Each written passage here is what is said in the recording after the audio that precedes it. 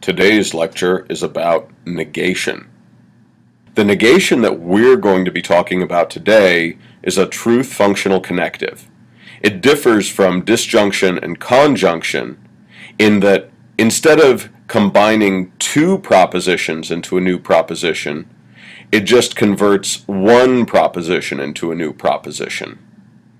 Negation is expressed in English usually by the word not. No, not that kind of not. N-O-T, not K-N-O-T.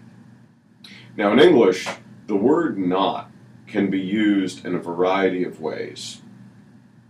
For instance, you might say, "Hey Rob, catch." "Oh, no, not the jacket, not the pencil, not the sticky pad." But as we're going to be using the word not, it functions as a truth functional connective. It takes one proposition, for instance, the proposition, "I am drinking coffee," and creates another proposition, for instance, the proposition, "I am not drinking coffee." Let's consider the truth table for this truth functional connective. If it's true that I'm drinking coffee, then it's going to be false that I am not drinking coffee. And if it's false that I'm drinking coffee, then it's going to be true that I'm not drinking coffee.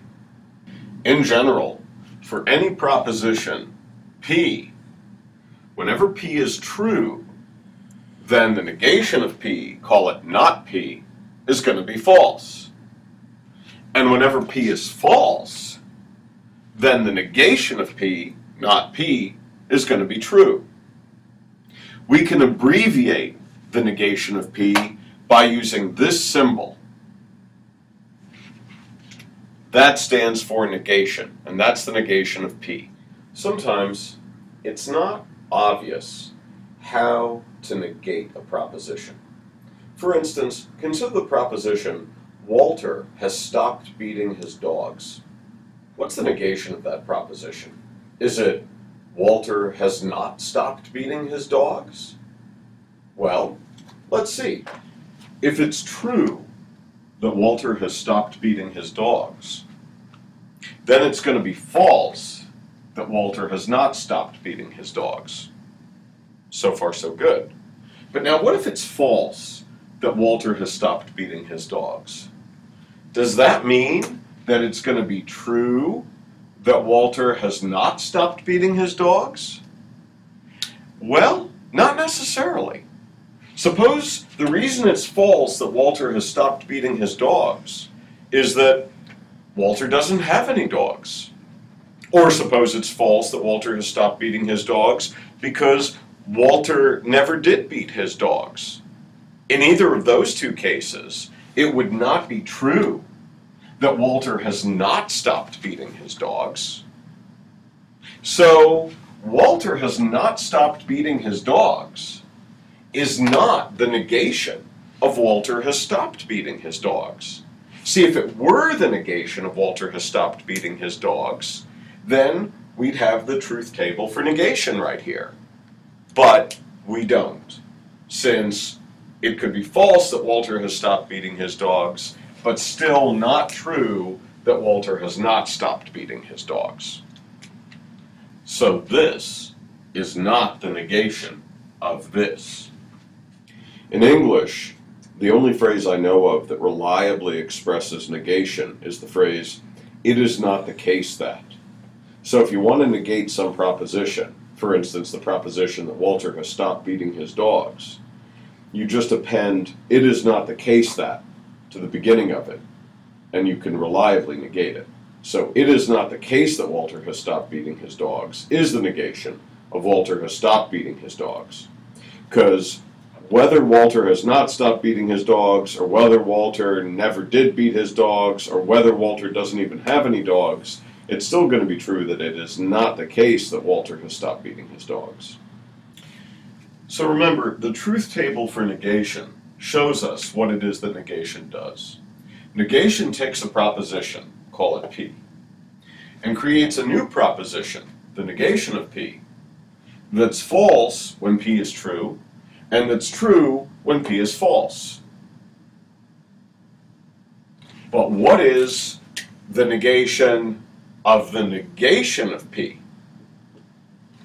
Well, applying negation to the negation of P, we create a new proposition that's true whenever the negation of P is false, and that's false whenever the negation of P is true. And notice what this means. This means that the negation of P is going to be true when P is true, and it's going to be false when P is false. In other words, double negation cancels itself out. I just showed you how negation can combine with itself to cancel itself out. Let me now talk about how negation can combine with other truth functional connectives. Remember, this is the truth table for conjunction. If we want to conjoin two propositions, P and Q, into the new proposition, P and Q, we end up with this truth table. When P is true and Q is true, then the conjunction of P and Q is true. When P is true and Q is false, then the conjunction of P and Q is false. When P is false and Q is true, then the conjunction of P and Q is false. And when both P and Q are false, then the conjunction P and Q is false. So this is the truth table for conjunction. But now, suppose we apply negation to the conjunction. We end up with this. The negation of the conjunction of P and Q. That's going to be false when the conjunction of P and Q is true, and it's going to be true whenever the conjunction of P and Q is false. Remember, that's what negation does. It flips the truth values of whatever proposition it's negating. Okay, now notice that in the truth table that I just put on the board, I had the negation of P and Q where the conjunction P and Q was in parentheses. Now, why did I use those parentheses to isolate the conjunction of P and Q and then apply negation to it? Why didn't I just write it this way, the negation of P and Q? Well, the reason I didn't do this is because these two expressions mean different things. This truth table shows you how those two expressions mean different things. All right, here's P and Q, and here's the truth table for their conjunction, P and Q. Okay, now the negation of the conjunction of P and Q is going to be false whenever P is true and Q is true, and it's going to be true in every other situation. In contrast, the negation of P and Q is going to be false when P and Q are both true. It's going to be false when P is true and Q is false. It's going to be true when P is false and Q is true. And it's going to be false when P and Q are both false. The only situation where the negation of P and Q is going to be true is the situation in which P is false and Q is true. Since the truth table for not P and Q is different from the truth table for not P and Q, it follows that not P and Q must mean something different from not P and Q. Let me give you an example. Suppose the proposition P is Walter is busy working, and the proposition Q is Ram is busy working. Well, then the conjunction of those two is going to be Walter and Ram are both busy working. Now, the negation of that conjunction is going to say it's not the case that Walter and Ram are both busy working. Now, that statement could be true if Walter is not busy working, and it could be true if Ram is not busy working, and it could be true if both of them are not busy working.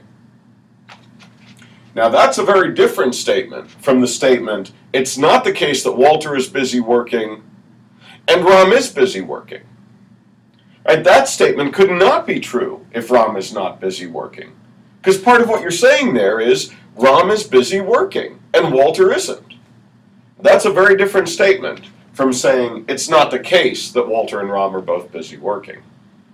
So there's an example to illustrate the difference between negating P and then conjoining that with Q on the one hand, or negating the conjunction of P and Q on the other hand. Now, just as you can apply negation to a conjunction of propositions, you can also apply negation to a disjunction of propositions.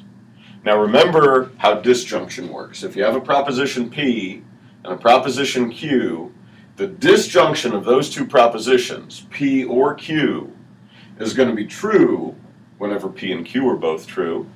It's going to be true when P is true and Q is false. It's going to be true when P is false and Q is true. And it's going to be false when P and Q are both false. So that's the truth table for disjunction. Now suppose you apply negation to this disjunction. Well then, you get this truth table.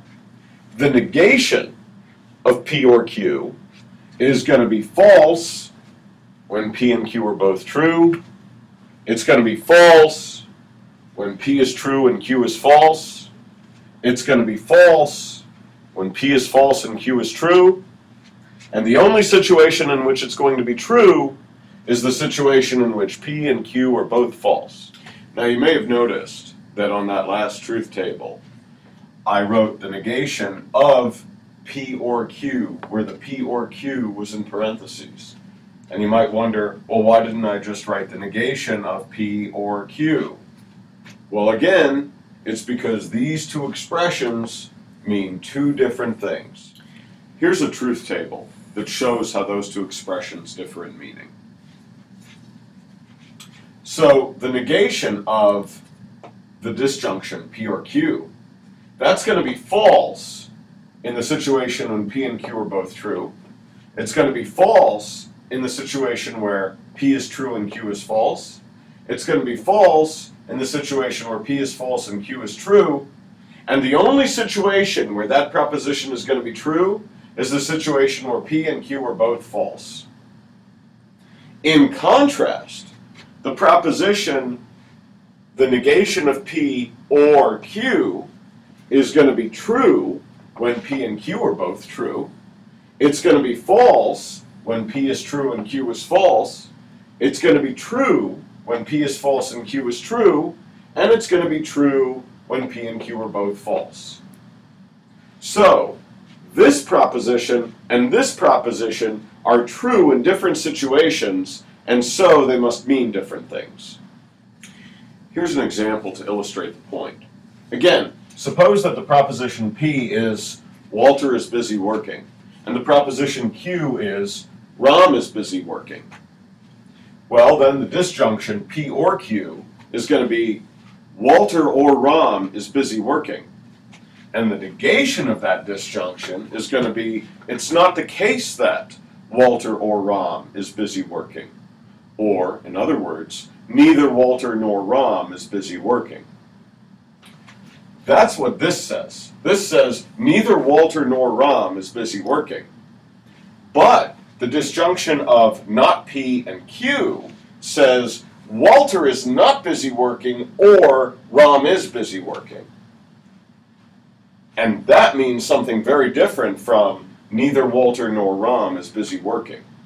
So that's an example to illustrate how this proposition and this proposition are going to mean two very different things. A moment ago, I showed you the truth table for the disjunction of the negation of P and Q. Right? That disjunction is going to be true whenever P and Q are both true, and it's also going to be true whenever P is false. The only situation in which that disjunction is going to be false is the situation in which P is true and Q is false. Now I want you to remember this truth table because it's going to be relevant in our next lecture on conditionals.